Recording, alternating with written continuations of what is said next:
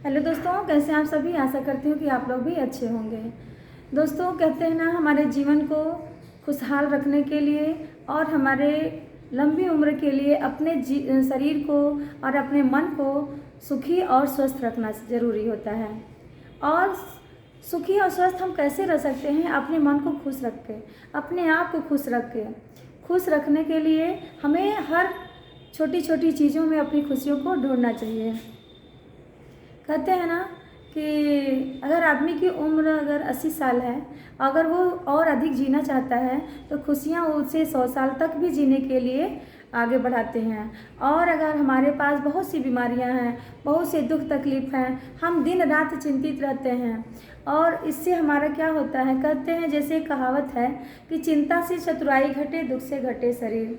चिंता से हमारी चतुराई, जो हमारी बुद्धि है, हमारी बुद्धि भ्रष्ट हो जाती है, हमारी बुद्धि का ह्रास होता है।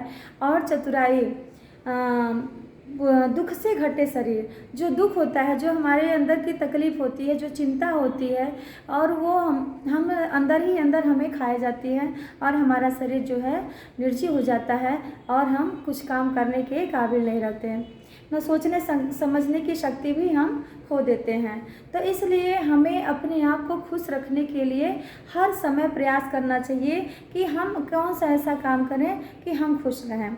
और आपकी खुशी में ही दूसरों की खुशी होती है।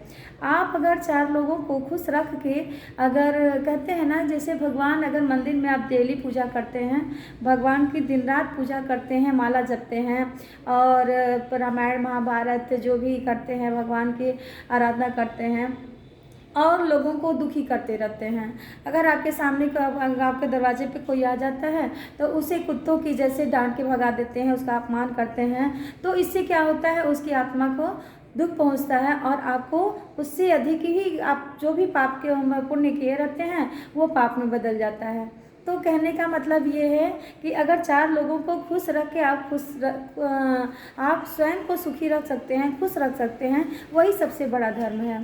कहते हैं ना कि जो दूसरों की खुशी में अपनी खुशी मत ढूंढिए, दूसरों की खुशी पे ध्यान मत दीजिए, जो आपके पास है उसी में आप खुश रहने की कोशिश कीजिए और उसी पे ध्यान दीजिए। हमारे पास जो कम धन दौलत है तो हम उसी में खुश रहेंगे।